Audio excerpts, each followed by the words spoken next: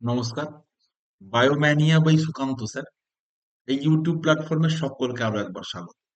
আমরা আজকে আলোচনা করব মানব চোখ, আমাদের চোখ। অতি গুরুত্বপূর্ণ একটা বিষয়। আমাদের চোখ, আমাদের পঞ্চ ইন্দ্রিয় আছে: চক্ষু, কর্ণ, নাসিকা, জিহ্বা, ত্বক। এর মধ্যে চোখ দিয়েই শুরু, অর্থাৎ দৃষ্টিশক্তি দিয়েই শুরু। অর্থাৎ যদি সিকুয়েন্সিয়ালিও দেখি, তাহলে মানব দেহের অত্যন্ত গুরুত্বপূর্ণ পঞ্চ ইন্দ্রিয়ের মধ্যে চোখ পড়ে।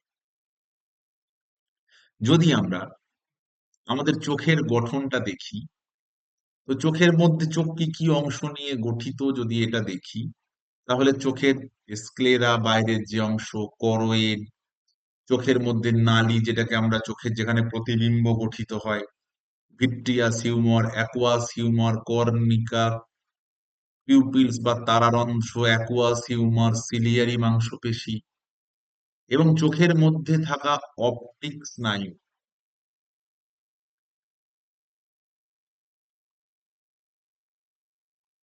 এই সব কিছু নিয়ে আমাদের যে চোখটা রয়েছে, আমাদের দেহের অত্যন্ত গুরুত্বপূর্ণ অংশ, সেটা গঠিত।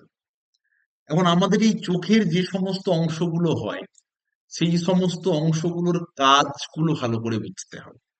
যেমন চোখের অত্যন্ত গুরুত্বপূর্ণ অংশের মধ্যে প্রথমেই আমরা যে অংশটা নিয়ে আলোচনা করব, চোখের কর্নিয়া।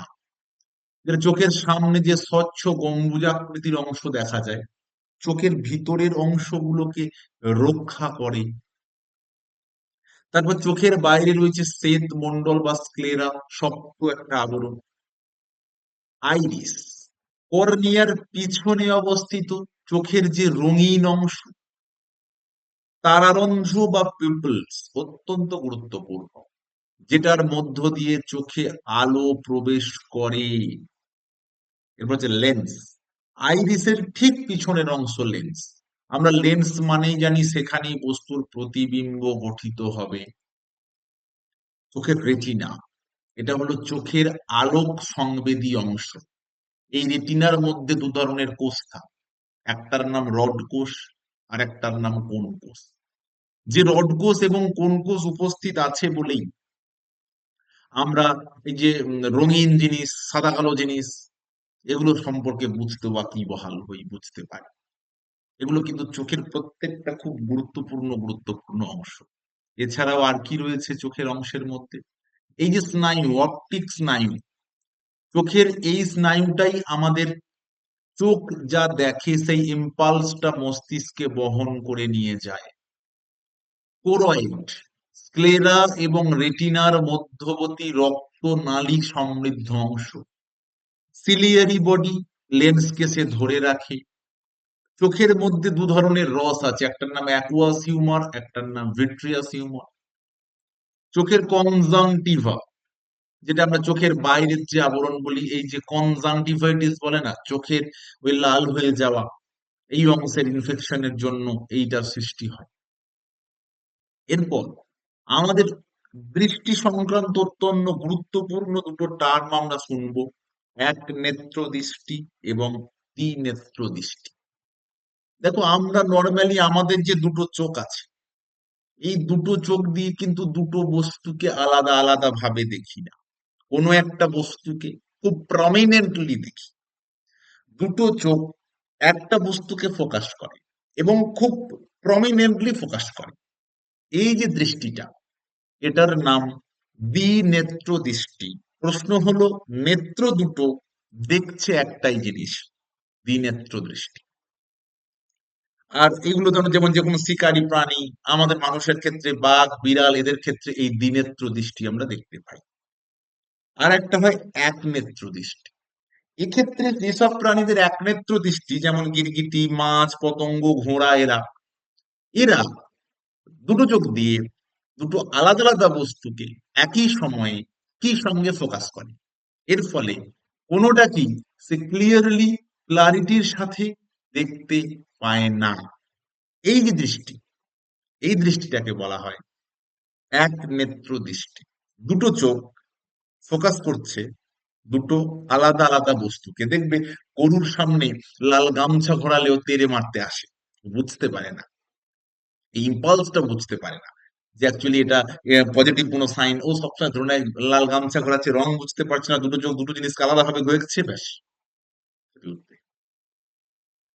এরপর আছে চোখের উপযোজন ক্ষমতা।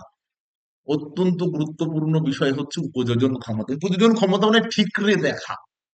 ধরো একটা দূরে খুব ছোট্ট জিনিস আছে, বলে আমরা চোখটা ঠিক রে দেখছি, এই যে চোখটা ঠিক রে দেখা, এটাই হচ্ছে উপযোজন ক্ষমতা। অর্থাৎ চোখকে বড় করে নিয়ে দেখা, উপযোজন ক্ষমতা। আমাদের কিন্তু একটা অত্যন্ত গুরুত্বপূর্ণ বৈশিষ্ট্য, খুব ছোট জিনিসকে বড় করে দেখার জন্য চোখটা বিস্ফারিত করে দেখা। এই বৈশিষ্ট্যটাই কিন্তু উপযোজন বৈশিষ্ট্য। এরপর চোখের সমস্যা। চোখের অনেক রকমের সমস্যা, একটা মাইওপিয়া, একটা হাইপারমেট্রোপিয়া, আরো একটা যেটা 40-এ চালসে বা প্রেস বায়োপিয়া বলে। এবার প্রথমেই দেওয়া আছে মাইওপিয়া। যে মাইওপিয়ার সমস্যা হলে অবতল লেন্স যুক্ত চশমা ব্যবহার করতে হয়।